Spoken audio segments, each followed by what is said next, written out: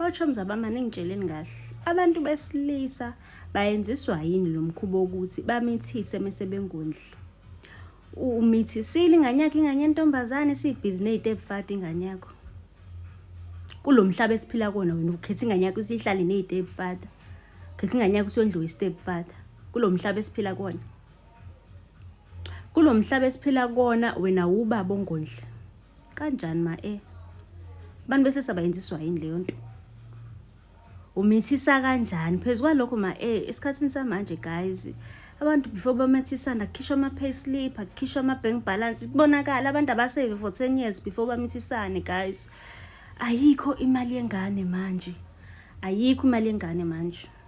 Ayikho imali yengane. Guys nje ngicane be careful. Why? Wangempela why? No guys, nabantu besilisa benze kangcono Nkosi yami. Ngoba ingane yakho izohlekelwa inkinga. Not saying ukuthi ku right ukuthi ehlelwe inkinga, but ingane imisehlelwe inkinga ile itebufada. Ngoba phela abantu bakhohlakele manje. Lo mhlaba ukuphila kona abantu bakhohlakele. Why ufuna ukuthi ingane yakho ikhuliswe isitebufada? Why ufuna ingane yakho ukondla uyindoda? Ufuna ukondlelwa ingane.